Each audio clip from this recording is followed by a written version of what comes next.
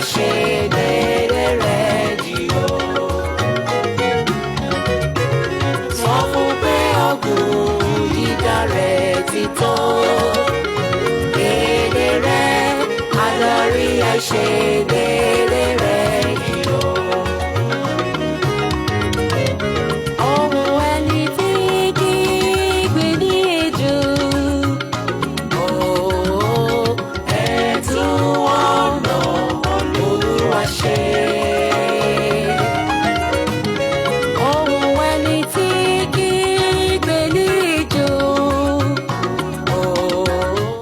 Ògo ni fún Olúwa lókè ọ̀run. Glory be to God in the highest. Ògo ni fún Olúwa lókè ọ̀run. Glory be to God in the Àní highest. ògo ni fún Olúwa lókè ọ̀run. Glory be to God in the Ẹ jẹ́ kí a highest. gbàdúrà. Let us pray. Ọlọ́run á gbé yín ga. A dá gbogbo àti ọlápá àsọdọ̀ yín fún oore ọ̀fẹ́ tẹ́tú fi fún wa lónìí. Tí yín ni ọlá, tí yín ni ògo, tí yín ni agbègbè agbára. Ọlá ńlá àti ipá jẹ́ ti yín. Tẹ́tú fún wa ní oore ọ̀fẹ́ láti wá sórí àkọ́tún ètò Onihinrere Sioni lónìí. Ẹlẹ́dàá olódodo gba ọpẹ́ wa. Adániwáyé gba ẹ̀yìn wa. Ọba àwọn ọba gba ọpẹ́ wa. Ẹ̀mí àwọn wòlíì gba ẹ̀yìn wa. Láàárín ìṣẹ́jú díẹ̀ sọ̀rọ̀ agbára yín jáde. Ọ̀rọ̀ ìdáǹdè tí ó ra ilé kan padà, tí ó ra iṣẹ́ kan padà, tí ó ra ìgbéyàwó kan padà, tí ó ra gbogbo ìdáwọ́lé kan padà lórúkọ Jésù. Adániwáyé sọ̀rọ̀ agbára náà jáde. Ọ̀rọ̀ ìyè náà ẹ sọ sí wa. Ẹ gbé wa dìde lára. Ẹ fi gbé wa dìde lẹ́mìí ní orúkọ Jésù Kristi Olúwa àti olùgbàlà wa. Àmín, àmín, àmín lórúkọ Jésù. Hallelujah. Hallelujah. Hallelujah. A dúpẹ́ lọ́wọ́ Ọlọ́run Olódùmarè. Thank God Almighty. A fi ògo àti ọlá forúkọ ẹgbẹ́ adẹ́dàá ṣẹ̀dá Glory, honor to the tó fún wa ní Creator. orí ọ̀fẹ́ And give us the grace láti wá sórí àkọ́tún ètò in order to come to this program. Onihinrere Sioni lónìí. Zion the À ń kí proclaimer. gbogbo yín káàbọ̀ ní orúkọ We Ọlọ́run are ọ̀gá ògo. welcoming every one of you in the name of Sórí the Most ètò High lónìí. God onto this program A sì today. gbàdúrà pé lórúkọ Jésù We pray that in the name of agbára tó ń Jesus, bẹ nínú ẹ̀jẹ̀ Jésù power ìgbàlà in the blood of Jesus, yóò ra ayé rẹ will padà. redeem your life. Gbogbo ibi tó o ti ń sunkún, Wherever you are weeping, adániwáyé yóò pa ọ́ lẹ́rìn. Creator will make you to laugh. Gbogbo ibi tójú ti ń tì When you ọ́, have been put to shame, àánú yóò fọ̀n fún ọ mercy níbẹ̀. will speak for you there. Ara nínú Olúwa. Brethren in the Jẹ́ ká Lord, jọ rìnrìn àjò lọ sínú ìwé ìfihàn. let us journey into the book of Orí Revelation, kejìlá, chapter 12, ẹsẹ̀ kọkànlá. verse 11. Say, Wọ́n sì ṣẹ́gun rẹ̀ they overcame him nítorí ẹ̀jẹ̀ by ọ̀dọ́gbọ̀n the náà word of the Lamb, àti nítorí ọ̀rọ̀ by rẹ̀. the word of their testimony. Wọ́n sì ṣẹ́gun rẹ̀ They overcame nítorí ẹ̀jẹ̀ ọ̀dọ́gbọ̀n by the náà word of the Lamb àti nítorí ọ̀rọ̀ rẹ̀. and through their word. Wọ́n kò sì fẹ́ràn mi wọn.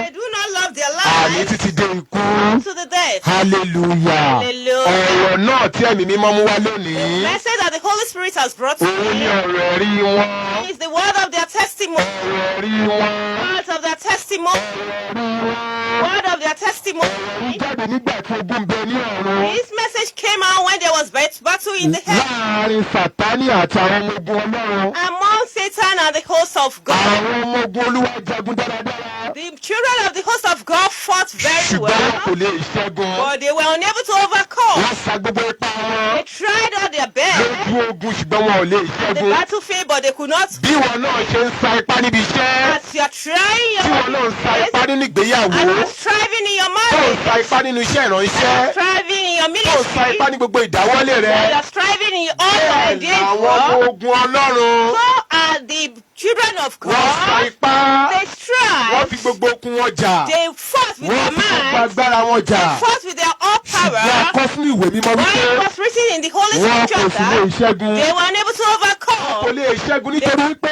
They couldn't overcome because ohun ìjà wa kì í ṣe ti ara. their weapons are not of flesh.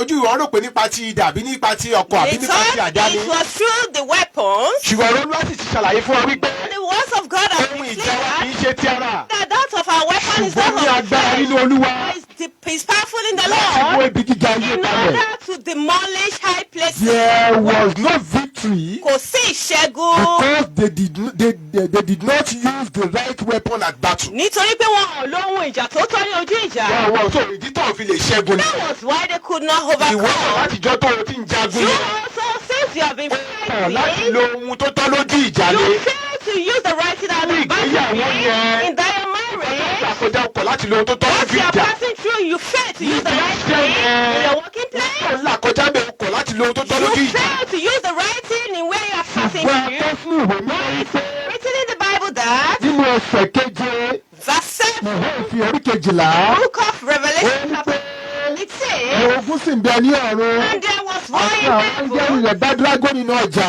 and the angel fought with wọn kò lè dragon, ṣẹ́gun. and they couldn't ṣùgbọ́n ní overcome. ẹsẹ̀ kejìlá kọkànlá But when it got ó to wí pé wọ́n sì ṣẹ́gun and they overcame nítorí it, ẹ̀jẹ̀ the blood ìbáàgùtàn of the Lamb, àti nítorí ọ̀rọ̀ ẹ̀rí wọn. and because of their word. Bámi dáadáa Listen to me very ọ̀tọ̀ well. lórí ọpẹ́ o, The song of thanksgiving is ọ̀tọ̀ lórí ìyìn. and the word of the Ṣùgbọ́n ọ̀rọ̀ ẹ̀rí Olúwa but the word of message of the Lord ọ̀rọ̀ àṣírí ìwà láàyè is a secret of existence ọ̀rọ̀ agbára Ọlọ́run of the mighty power of àti God ìwà láàyè rẹ̀. and its existence. Lábẹ́ ìṣàkóso kókó ọ̀rọ̀ yìí, Under the control of those mo fẹ́ kó blessings, kíyèsí àwọn nǹkan kan dáadáa. to observe some things very Pàtàkì well. àkọ́kọ́ tó gbọ́dọ̀ kíyèsí. One special thing you need to take Gbígbé note wo is that dáadáa nínú ayé tá a wà you yìí. just observe it very well. Ojoojúmọ́ ni nǹkan lé sí o.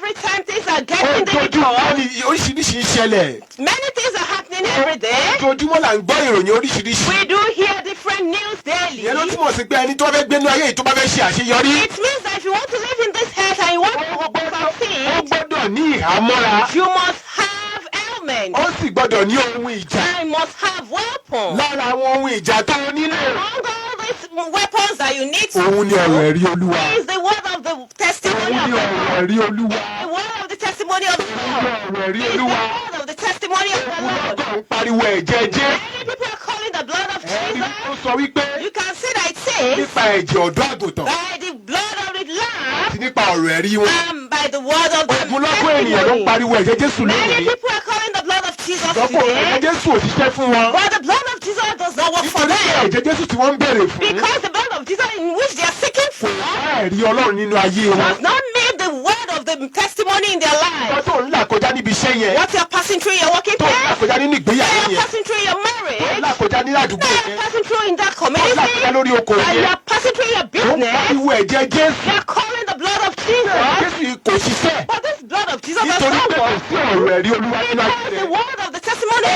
does not exist in your life. Ọ̀dọ́ àgùntàn Blood of the sí Lamb ọ̀rọ̀ ẹ̀rí. and the word of Táyé àti testimony Kẹ́hìndé were a wọ́n twin máa ń ṣiṣẹ́ agbára nínú that ayé they rẹ̀. work powerfully in one side. Báwo bá fẹ́ ṣàṣeyọrí láyé If yìí? you want to succeed in Tó this fẹ́ lu life, àlùyọ. and you want to Lára succeed, àwọn nǹkan tó nílò gẹ́gẹ́ bí among ènìyàn. those things that you need as humans, Òun ni ọ̀rọ̀ ẹ̀rí Olúwa. word of the testimony of the Lord. Ìkejì ni wípé The second is that pẹ̀lú ọ̀rọ̀ ẹ̀rí ní ẹnu rẹ̀. with the word of testimony in your mouth, Ní ìdánilójú ìṣẹ́gun ní gbogbo ọ̀nà. have the assurance of victory in all ways. Pẹ̀lú ọ̀rọ̀ ẹ̀rí Ọlọ́run lẹ́nu With the rẹ̀. word of the testimony of the Lord in your mouth, Ní ìdánilójú ìṣẹ́gun ní gbogbo ọ̀nà. there is assurance of victory in all ways. Ọkùnrin kan tí a ń pè ní Dávidi. A man called David Ó sọ ọ̀rọ̀ agbára spoke the word of Pharaoh ní iwájú Sọ́ọ̀lù before Saul nígbà tí wọ́n wà ní ojú ogun. when they were at the battlefield. Ó sọ ọ̀rọ̀ agbára nínú He ìwé spoke Sámúẹ́lì. powerfully in the book of Samuel, Sámúẹ́lì kìíní First Samuel, chapter 17 orí ìkẹtàdínlógún,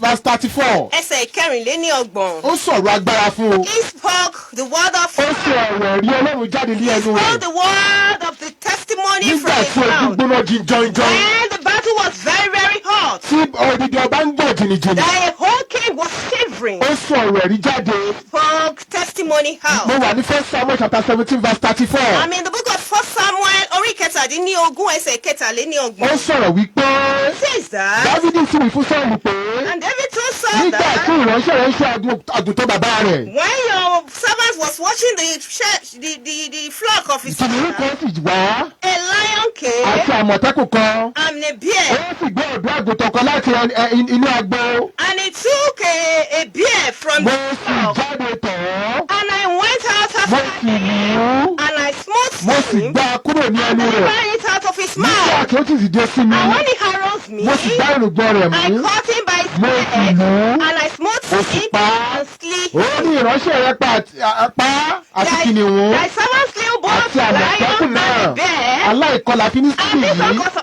uncircumcised yóò sì dàbí ọ̀kan Philistine nínú wọn. will be as one of them. Hallelujah. Tó Hallelujah. sọ fún Sọ́ọ̀lù nìyẹn o. That's what he told Wá gbọ́ Saul. èyí tó sọ fún Now Gòláyátì. listen to what he told Èyí Goliath. tí wọ́n kọ̀ tó sọ fún Gòláyátì ayé rẹ̀. You that you fail that You fail to tell Goliath of your Ibi life. tó yẹ kó o ti kojú Gòláyátì ayé rẹ pẹ̀lú ọ̀rọ̀ ẹ̀rí. Where you have to face that Goliath of your life with the word of testimony. Ẹjọ́ ló ń rò You káàkiri. are just saying what Ibi tó yẹ kó o ti necessary. kojú Gòláyátì ayé rẹ pẹ̀lú Where ọ̀rọ̀ you ẹ̀rí. have to have faced Goliath of your life with the word of testimony. Pẹ̀lú You iṣẹ́. are just cursing. Ibi tó yẹ kó o ti kojú Gòláyátì ayé You have rẹ to have faced Goliath of your life with the word of testimony. inú ló ń bí. You are full of hunger. Ibi tó yẹ kó o ti kojú Gòláyátì ayé Where rẹ you have to have faced Goliath of your pẹ̀lú life ọ̀rọ̀ ẹ̀rí. with the word of testimony. Ṣé ló ń wá àwọn olùgbèjà You are káàkiri? just looking for people to fight for you. Dábìlì ti sọ ọ́. Listen to what David Ìyí tó said. sọ níwájú Gòláyátì nìyí o. What? This is the one he said before Mo wà ní Goliath. verse 45.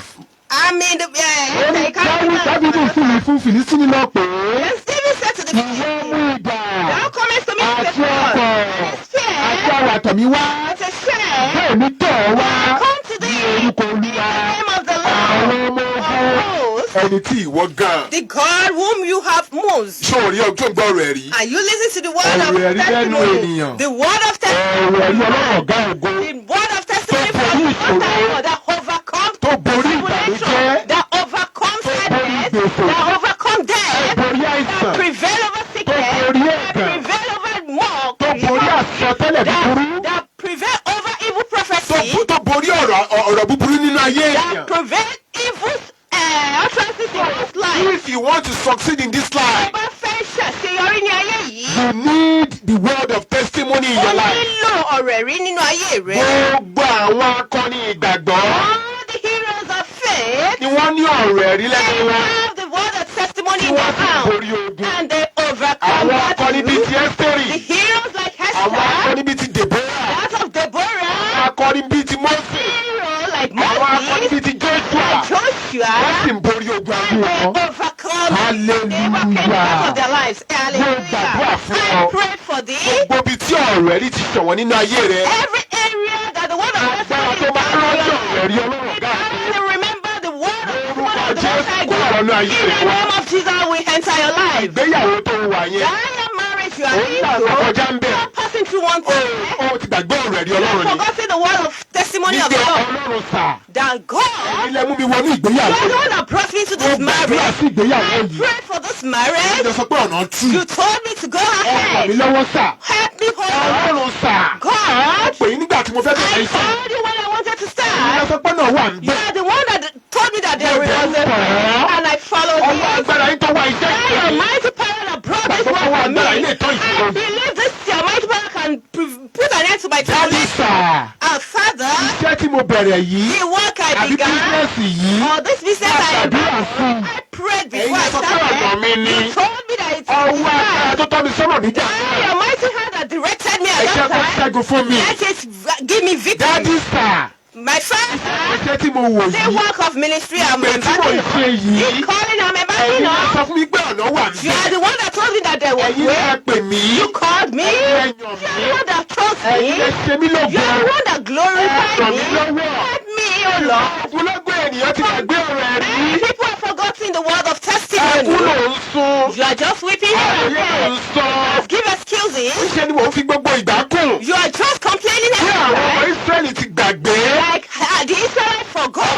Agbára tó mú wọn kúrò ní ilẹ̀ Íjíbítì. Mighty hands of fire that brought them out of the land of Tó sì mú Egypt wọn lọ sí ilẹ̀ ìlérí wọn. took them to their promised Wọ́n land. ní kù sí Mósè. They began to complain. Àwọn rẹ̀ wípé It was written that àwọn ni aginjù. they were killed in the wilderness. Let me tell you one thing. Gbogbo onígbàgbọ́ Every believer bá ti ní ọ̀rọ̀ ẹ̀rí lẹ́nu. that does not have word of Gbogbo ìṣẹ̀dá testimony, ènìyàn or every creator tí kò bá ti ní ọ̀rọ̀ that ẹ̀rí does lẹ́nu. not have word of testimony in Ọjọ́ their máa mouth, ni wọ́n máa gbàdúrà. they will be praying every day. Pé ogun ò ní jìnnà sí ayé wọn. God's battle will not be far from their life. Ṣùgbọ́n nípa ẹ̀jẹ̀ olùgbàlà. By the blood of the Savior, Àjọ aṣẹ́gun lọ. we are more than Ìwọ́n tó conquerors. yẹ ṣe ń gbọ́ wa lórí ètò Through ìlú the lọ́wọ́. leading to us on the Ètò program, Oníhinrere Sioni this lọ lọ́wọ́lọ́wọ́. is the program of the Zion, the Lórí gospel. ìkànnì Great On this 101.1 FM. FM 101.1 Ní ọba ń tokò ní sílẹ̀ sí Abẹ́òkúta. Toko Stainless Abẹ́òkúta. Kókó ọ̀rọ̀ tí à ń gbé yẹ̀wò. The message, the theme of this Ohun message ọ̀rọ̀ ẹ̀rí wọn. is the word of the Ìwé tí a mú testimony jáde that was brought out nínú ìwé ìfihàn. from the book of Orí Revelation, kejìlá. chapter 12, Ọkànlá. verse 11. Ẹ ṣe púpọ̀ pẹ̀ tẹ́sí tiwa. À ń Thank you papọ̀. for listening to us. We are coming back. Rárá o, bàbá ló kù Great Radio 101.1 ìròyìn ayọ̀. Ìgbìmọ̀ ìdàgbàsókè ìhìnrere fi tìfẹ́tìfẹ́ pé gbogbo ọmọ sẹ́ráfù síbi ìsìn àṣálẹ̀ ìmúpadàbọ̀sípò àwọn tí yóò ṣiṣẹ́ ìránṣẹ́. Most senior apostle prophet Dr. David Ogundipe, Senior Superintendent Apostle S.A. Abinde, Pastor Prophet Ademola Pokuola, Senior Special Apostle M.A. Adesina, Apostle Adeyinka Adebi, Brother Olusoji Akitola, Superintendent Apostolic Mother Bolajoko Odeyinde, Reverend Apostolic Mother Prophetess Dr. Akosile, àti Superintendent Apostolic Mother A.I. Atẹwọgbọlá. Àkòrí Ìjọ àwọn akọrin Saviour's Ministries C&S ní yóò fi ìròyìn ẹ̀mí gbé wa lọ sórí ìfẹ́. olùgbàlejò wòlíì Emmanuel Abiodun Alogbo Olórí ìjọ Kérúbù àti Séráfù wọ́n bá Ọlọ́run Kérúbù àti Séráfù pàdé. fún ìmúpadàbọ̀sípò àti ìtẹ̀síwájú ìjọ Kérúbù àti Séráfù Ní ilẹ̀ Séráfù ibùsọ̀ ogójì òpópónà márosẹ̀ Èkó sí Ìbàdàn Màbà nípínlẹ̀ Ògùn. lọ́jọ́ kẹẹ̀ẹ́dógún oṣù karùn-ún ọdún yìí láago 9 alẹ́ mọ́jú. Senior Mother in Israel Dr. Olúwakẹ́mi Aládénúsì. Alága ìgbìmọ̀ ìhìnrere, Olùkéde Pásítọ̀ Ọmọbọ́láńlé Adéwùmí. akọ̀wé ìgbìmọ̀ ìhìnrere. Ààrẹ ti yọ. Ọlọ́run Prophetess Ọlájùmọ̀kẹ́ ò wá bí amọ̀ agbára rẹ̀ wá síbẹ̀. Bẹ́ẹ̀ni, Ọlọ́run kò ṣe òtútù tún gbèsè rẹ̀ dé. Ó máa ṣe bẹbẹ ìyanu. Àbá ń bẹ fún igi tí a bẹ́. Tí ó bá gbúròó omi yóò sọ ní ìwé mímọ́ wí. Kí ni ó jẹ́ ìdojúkọ rẹ? Òkè ìṣòro wo ló mú ọ banújẹ́ ní gbogbo ìgbà? Ìlàkọjá wo ló wà lọ́wọ́lọ́wọ́ tó le koko? Ó ṣú bí òjò. Ó dàbí ẹni pé ayé fẹ́ pin. Má sọkún mọ́. Jésù olùràpadà tí ó wà nítòsí ní gbogbo ìgbà. Ti gbé wòlíì rẹ̀. Prophetess Adéjọkẹ́ Ọlájùmọ̀kẹ́. Founder Ọlọ́run kò ṣe ti prophetic prayer ministry kalẹ̀ fún ìmúpadàbọ̀sípò gbogbo ènìyàn. Dìde wúyà. Kí o sì kàn sí wòlíì Ọlọ́run ọ̀gá ògo fún ìtọ́ni nínú ẹ̀mí. Àdúrà àgbàṣẹ́gun àti ìgbaniníyànjú lórí ohun kan tàbí òmíràn tí ó jẹ́ ìbìnújẹ́ rẹ. Ẹ pè Prophetess Adéjọkẹ́ Ọlájùmọ̀kẹ́. Founder Ọlọ́run kò ṣe ti prophetic prayer ministry sórí nọ́mbà yìí 08100691936 08100691936. Adá ìkólọ rẹ padà bí ìṣòwò mi ní gúúsù. Jésù lolúwa. Ìwọ ni Olúwa. mo ní àgbàmílẹ̀tì wákàtí ìgbésókè àkókò rẹ nìyí. ìgbà rẹ ti dé nítorí pé ìgbésókè kò tiẹ̀ láwùrán wá tàbí ní ìwọ̀ oòrùn tí àwọn kì í ṣe láti gúúsù wá ṣùgbọ́n láti ọ̀dọ̀ Ọlọ́run wá ni ìwọ yóò kéde ìgbéga. Ọlọ́run tí ó gbé Jósẹ́fù ga láti ilé túbú ó rántí Hánà àti èsì gbàgbé Dáfídì ó sì ń gbẹ̀mẹ̀gà títí dòní. ìwọ ṣe tó fún ìyípadà rẹ̀ ṣé o ti múra sílẹ̀ fún ìgbéga àtọ̀runwá? ìtìjú rẹ parí, ìdádúró parí, àkókò ìgbéga rẹ ti dé. bí o ti ń darapọ̀ mọ́ wa nínú ìpàdé olóṣooṣù ti ọ̀rọ̀ àdúrà owó ìdánpàdé pẹ̀lú ẹ̀mí mímọ́ ní the life center òkè ayọ̀ ìgbàgbà ayétòrò ní gbogbo ọjọ́ àbámẹ́ta keje lóṣooṣù every second Saturday of the month ní dédé agogo 7 òwúrọ̀ tí Ọlọ́run sì ń lékọ́ rẹ̀ olùṣọ́àgùtàn Emmanuel Yemi Olúwalé àti àwọn ikọ̀ Ọlọ́run mìíràn. ibi ìpàdé ni bàbá aṣara street ìyànà tó wà ní apá tó kí á tó dé sí the life college ayétòrò ìwọ náà wà pẹ̀lú ìrètí ìgbàgbọ́ ìmúra sí ìgbéga come expected believing ready to rise. Ayé lọ́rùn àtàyè. 101.1 ìròyìn ayọ̀. Ẹ káàbọ̀ padà sórí ètò ní ìròyìn Sioni. To the Zion, the proclaimer. Lórí ìkànnì tí a wà yìí. This program we have. Ohun tí à ń sọ̀rọ̀ nípa ẹ̀ lórí ètò All we are yìí. talking about on this program. Òun ni ọ̀rọ̀ ẹ̀rí wọn. Word of their testimony. Ọ̀rọ̀ ẹ̀rí wọn. Word of their testimony. Ọ̀rọ̀ ẹ̀rí The wọn. word of their Ìwé testimony. ìfihàn. Book of Revelation. Orí kejìlá. Chapter 12. Ẹsẹ̀ kọkànlá. Verse 11. Níbi tí a ti mú àkòrí tòní jáde. Here the team was brought Ohun out. tí Ọlọ́run alààyè ń bá ọ sọ. What the Most High God is telling Wípé you kojú ogun ayé is rẹ. that you face the battle of your life Pẹ̀lú ọ̀rọ̀ ẹ̀rí. with the word of Kojú testimony. wàhálà ayé rẹ. Face the battle of your life Pẹ̀lú ọ̀rọ̀ ẹ̀rí. with the word of Kojú testimony. ìbànújẹ́ rẹ. Face your sadness Pẹ̀lú ọ̀rọ̀ with the ẹ̀rí. word of testimony. Kojú àdánwò ayé rẹ. Face your temptation of Pẹ̀lú your ọ̀rọ̀ life ẹ̀rí. with the word of Máa rántí testimony. wípé ọwọ́ agbára kan ló ti mú ọ bọ̀. Remember that there was a powerful hand that has been bringing you Látijọ́ tó o ti délé ayé. right from the day you were born Gbogbo into ibi tó this gbogbo world. ìkórìtà tó o ti ní àdójúkọ. Every juncture you are facing Máa rántí pé challenges. ọwọ́ agbára kan wà. Remember there is a mighty Tó powerful ju gbogbo hand owó agbára that is lọ. above all other powerful Òun ni hands. kó o gbẹ̀mí lé. That is what you should rely Òun ni upon. kó o gbé gbogbo agbára rẹ That lé. is what you should trust upon. Nítorí pé nínú ayé tá a wà yìí. Because in this life we have, Ojoojúmọ́ ni nǹkan le sí day o. by day things are getting Àwọn tougher. tó ní ọ̀rọ̀ ẹ̀rí lẹ́nu wọn. Those that have the word of testimony in Àwọn their ni wọ́n mouth, lè ṣẹ́gun. they are the one that can Tó o bá overcome. lọ ka ìwé ìfihàn orí kejìlá yìí If you dáadáa. read the book of Revelation chapter Tá a 7 bá very sì sọ̀rọ̀ well, nípa ọ̀rọ̀ ẹ̀rí. and when we are talking about the word of Mọ́mí testimony, jáde ẹ gbọ́ mi dáadáa o. Daddy, mommy, listen Ṣé mọ̀ pé attentively. Dávìdì sọ ọ̀rọ̀ ẹ̀rí níwájú You know Sọ́ọ̀lù? that David David spoke the word of testimony ó before sọ ọ̀rọ̀ ẹ̀rí níwájú spoke Gòláyátì. the word of testimony before ọ̀rọ̀ ẹ̀rí God. tó sọ ẹ sí orúkọ Ọlọ́run alààyè nìkan And ni. the word of testimony he said was unto the God, the living, kò sọ ọ̀rọ̀ ẹ̀rí living ti yá one, rẹ̀. not the one of his kò mother, sọ ọ̀rọ̀ ẹ̀rí bàbá rẹ̀. not of the one of the father. kò sọ ọ̀rọ̀ ẹ̀rí àwọn tó ń ṣe onígbọ̀wọ́ rẹ̀. Speak the word of testimony of his volunteer. ọ̀rọ̀ Ọlọ́run ọ̀gá ògo nìkan ló sọ nípa rẹ̀. He spoke about the word of testimony of the Most High ọwọ́ God. agbára rẹ̀ tó ń ṣiṣẹ́ nínú ayé ènìyàn. Powerful hands that is working in one's life. àwọn ọmọ Kórà The children of tí Korah wọ́n jẹ́ Léfì nínú àgọ́ that were Levites in the ní tabernacle ìgbà ọba nígbà ọba Dávidi. during the time of King David. wọ́n fi ọ̀rọ̀ ẹ̀rí Ọlọ́run hàn. They exhibited the word of the testimony of God. nínú ìwé orin Dávidi In the book of Psalms, chapter 44 orí ìkẹrìnléní ogójì, wọ́n fi ọ̀rọ̀ ẹ̀rí Ọlọ́run hàn níbẹ̀. they spoke the word of wọ́n testimony. ní Ọlọ́run Said, God, àwa ti fi etí wa gbọ́. we have heard with our ears. àwọn bàbá wa sì ti sọ fún wa. Our fathers have told ní us ti ṣe láti wọ́n ṣe ní ọjọ́ wọn. what thou hast done in their days àti ní àtijọ́. and in the times of old. so àwọn bàbá wọn sọ fún wọn. So did their fathers told them. àwọn náà sì rọ̀ mọ́ àwọn nǹkan rere táwọn bàbá wọn sọ fún wọn nípa Ọlọ́run. They too, they clung to what the word of testimony that their fathers told ọ̀rọ̀ them. ẹ̀rí táwọn bàbá wọn sọ fún wọn The word yìí. of testimony that their fathers told them òun ni wọ́n gbẹ̀mí lé. was the one they relied ó sì upon. ṣe atọ́nà ayé And it wọn. was the right directing ó their life. sì ṣe àtìlẹ́yìn And fún it wọn. was their support. mọ́mí gbogbo ìpele tẹ́ ẹ wà yẹn. Mommy, all the position you have. dádì gbogbo ìpele tẹ́ ẹ wà yẹn. Daddy, all the levels you have. bọ̀dá nǹkan tẹ́ ń là kọjá lọ́wọ́ yẹn. Father, what you're passing through. ẹ jẹ́wọ́ ọ̀rọ̀ ẹ̀rí Ọlọ́run You alààyè. have to confess the word of the testimony Ní of the tó ti living mú God. bọ̀.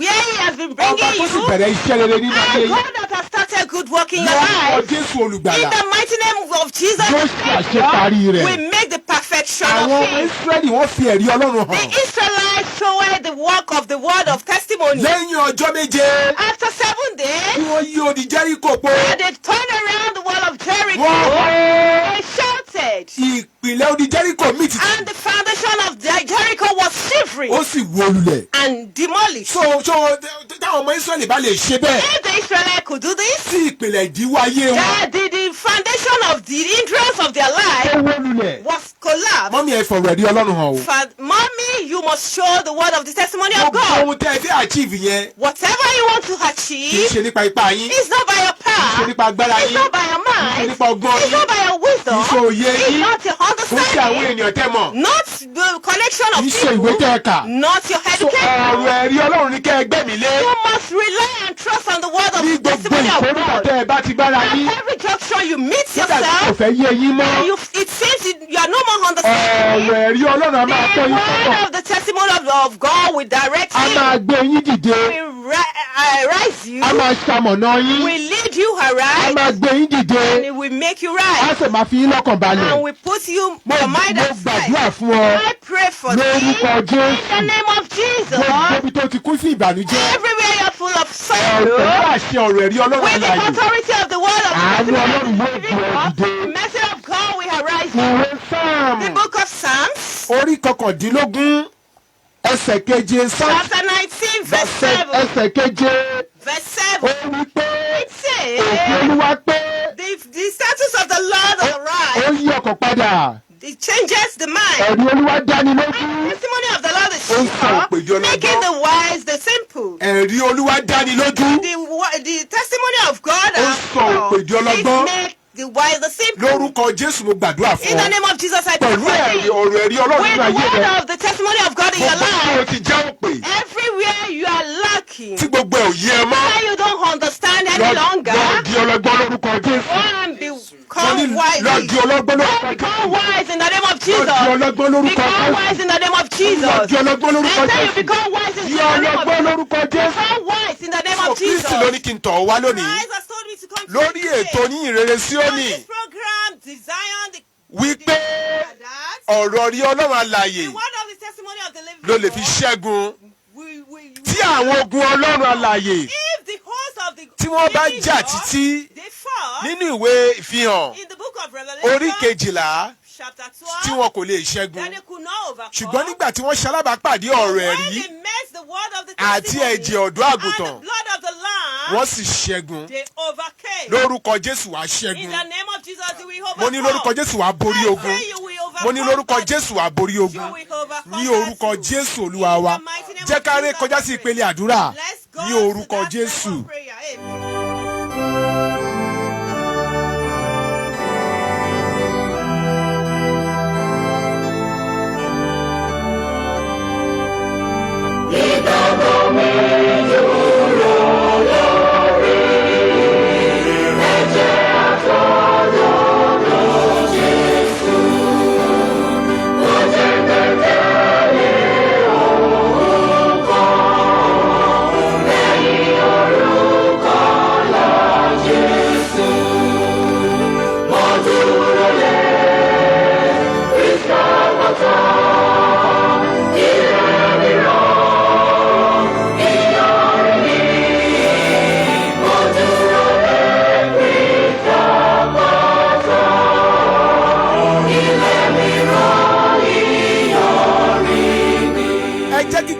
Let everyone pray. Ẹ jẹ́ ká porúkọ Jésù Let's call lẹ́ẹ̀kan. the name of Jesus Níbikíbi tó once. ti ń gbé wọn lọ́rọ̀ ọ̀gá Wherever you are àgbélẹ́nu mi. listening to the voice of the Most High God from Jésù olùgbàlà. Jesus the Mo Savior. ti sọ ẹ̀rí rẹ nù. I have lost your testimony. Fàánú gbà mí lónìí. Receive me today with your Àdúrà mercy. lórúkọ In the Jésù. name of Jesus. Orúkọ Jésù In the adániwáyé. name of Jesus, I Mo ti pray, sọ oh ẹ̀rí Lord, rẹ I've nù. lost your Fàánú gbà mí testimony, lónìí. Lord. Ẹ̀rí rẹ Receive me nìkan ló today lè with sọ your mí di mercy. aṣẹ́gun. Your Mo testimony ti sọ ẹ̀rí rẹ nù. victorious. Ẹ̀mí mọ́ fi àánú I've gbà mí lost lónìí. your Fi àánú testimony. gbà mí lónìí. Lord, Fi àánú gbà mí receive me with lónìí. your mercy. Fi àánú gbà mí Deliver lónìí. me with your Bí mercy o ti gbà àwọn today. ọmọ As Ísírẹ́lì. you have delivered the Israelites. Nígbà tí odi Jẹ́ríkò nílò láti wó When lulẹ̀. the wall of Jericho needs to be demolished, Lord, Ṣàánú fún mi. deliver me with mercy Ẹ̀mí mọ́ today. Have ṣàánú fún mercy mi. upon me. Bàbá ṣàánú fún Holy mi. Spirit, have mercy upon me. Kristi Olúwa wa. Ẹ Lord, jẹ́ ká gbàdúrà ká sọ fún let's Ọlọ́run. pray and tell Ní God. ìkóríta tí mo At wà. the junction I Tí kò ti yé am, mi mọ́. that I Mo don't gbẹ́kẹ̀lé understand ọ̀rọ̀ any rẹ. longer. I rely on your Ó yá ẹ̀mí word. mímọ́ ṣẹ́gun fún mi Oh, àdúrà. Spirit, Orúkọ let Jésù. me be victorious. Orúkọ Father, in the name Jésù. of Jesus. Adániwáyé. Oh, Ní Lord, I ìkóríta pray tí mo wà at tí the kò ti junction yé mi mọ́. I am. Àdániwáyé mo That gbẹ́kẹ̀lé I've ọ̀rọ̀ lost rẹ. hope. Olúwa Lord, I ṣẹ́gun fún mi. rely on your word. Ràn mí lọ́wọ́. Lord, Tì mí let me lẹ́yìn. be Gbọ́ àdúrà victorious. mi. Support me, Jésù O Lord. Olúwa Jesus, wa. Lord. Orúkọ Jésù. Àmín. Orúkọ Jésù. Àmín. Ọlọ́run á gbé yín ga Ẹ ṣé o. fún ọ̀rọ̀ náà tẹ́ rán jáde lónìí. Ó ṣé o, Jésù. Ẹ ní pé ọ̀rọ̀ ẹ̀rí yín nìkan ló lè ràn wá lọ́wọ́ Oh, yes. láti ṣẹ́gun. Oh, yes. Ẹ̀mí mímọ́ agbára ẹ̀rí yín ẹ fi sínú ayé wa. Àmín. Gbogbo ibi tá a ti sẹ̀rí yín nù. Adániwáyé ẹ fàánú gbà wá. Àmín. Olúwa ẹ fàánú ràn wá Àmín. lọ́wọ́. Adániwáyé ẹ fàánú tì wá lẹ́yìn. Àmín. Ìwọ tó ń gbọ́ mi nílé àìsàn ara rẹ yẹn lórúkọ Jésù ó parẹ́. Àmín. Ìkórìtà ìtìjú tó wà lórúkọ Jésù àánú fọwọ́. Àmín. Ibi tó o ti fẹ́ ṣubú adániwáyé gbé ọ dìde. Àmín. Ibi tó o ti sunkún adániwáyé pa ọ́ lẹ́rìn ayọ̀. Àmín. Ojú ò ní tì ọ́. Àmín, Jésù. Wàá rí àánú gbà. Àmín. O ò ní ṣubú ara. Àmín. O ò ní ṣubú ẹ̀mí. Àmín. Ọfà yìí ò ní bá ọ. Àmín. Bó o ti fẹ́ lọ sùn lálẹ́ yìí lórúkọ Jésù. Ààbò Ọlọ́run yóò dájú lórí ayé rẹ. Àmín. Ohun tó o rò ní búburú lórúkọ Jésù kò ní báyìí tó o retí rere jẹ́. Àmín, Ní Jésù. orúkọ Jésù Kristi Olúwa àti olùgbàlà wa. Àmín, àmín, àmín lórúkọ Jésù. Hallelujah. Hallelujah. Hallelujah. Hallelujah. Hallelujah. A dúpẹ́ lọ́wọ́ Ọlọ́run ọ̀gá ògo We thank God, the Most High fún ọ̀rọ̀ God, rẹ̀ tó rán jáde for the lónìí. word He has sent out Màmá wa tí today. wọ́n ṣe ògbùfọ̀ fún wa lónìí. The interpreter Àwọn of ni senior today, mother in Israel. Àdìsá Olúṣọlá Adédòkun Àdìsá. the name has been mentioned. Àwọn ni wọ́n ka ọ̀rọ̀ Ọlọ́run fún wa lónìí. Ọlá Ọlábùsí òun náà wà níbí pẹ̀lú wa. Olabusi is here with us. Ajínrere Michael Adébọ̀wálé Adéoyè lórúkọ tèmi. Tẹ́ bá ní ohun kan tàbí òmíràn láti bá mi sọ ẹ ní àǹfààní láti pè sórí nọ́mbà yìí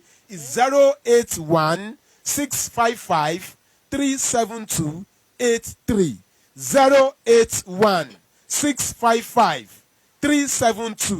081-655-372-83 081-655-372-83 ní nọ́mbà tẹ́ ní àǹfààní láti pèsè tẹ́ bá fẹ́ bá wa sọ̀rọ̀ lórí lẹ́yìn ètò Onihinrere Sioni. Mo gbàdúrà pé lórúkọ Jésù lórí ayé rẹ àánú yóò fọhùn. Àmín. O ní ṣubú ara. Àmín. O ní ṣubú ẹ̀mí. Àmín.